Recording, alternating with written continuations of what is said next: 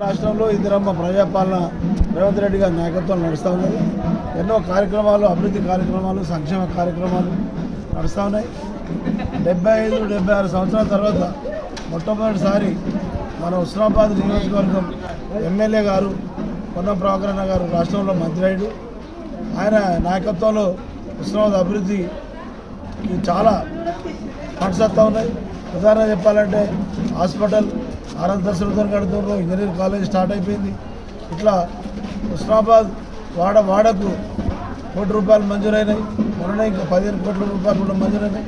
Especially ప్రత్యేకంగా హుస్నాబాద్ గ్రామం అంటే పట్టణంలో ఉండేటువంటి 20 వార్డుల సోదరులకు, సోదరిమణులకు, మేధావులకు, ఆలోచన పరులకు అందరికీ స్పెషల్ రిక్వెస్ట్ చేసేది ఏంటంటే, మున్సిపల్ ఎన్నికలు అంటే వాడవాడకు నీళ్లు ఉండాలి, వాడవాడకు వాళ్ళ బాత్రూంలో ఈ మురుగునీళ్ళు వెళ్ళిపోవడానికి మంచి మోరీలు ఉండాలి, మంచి రోడ్లు ఉండాలి, మంచి వీధి దీపాలు ఉండాలి. ఎలాంటి ఇబ్బంది లేకుండా చూడడానికే మున్సిపల్ వ్యవస్థ ఉన్నది. కాబట్టి ఈ మున్సిపల్ వ్యవస్థను జాగ్రత్తగా నడిపే వాళ్ళు ఉండాలనేటువంటి ఒక ఆలోచన ప్రభాకరన్నకు, ప్రజలకు, మా అందరికీ ఉన్నది. నేను కూడా గతంలో గ్రామ పంచాయతీ సర్పంచ్ చేసిన 2006 నుంచి 2011 వరకు నాకు కొంత అనుభవం ఉన్నది. కాబట్టి మీరందరూ నన్ను ఆశీర్వదించి ఈ వార్డులో కౌన్సిలర్గా గెలిపించాలి.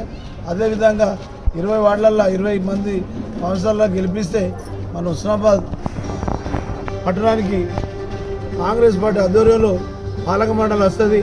ఆ పాలక మండలి బాధ్యతగా పనిచేస్తుంది. కాబట్టి ఒక జవాబుదారీగా పనిచేసే అవకాశం ఉన్నటువంటి ఈ కాంగ్రెస్ పార్టీకి సంబంధించిన ఫ్యానల్ గెలిపారని కోరుతూ సెలవు తీసుకుంటున్నా. నమస్కారం.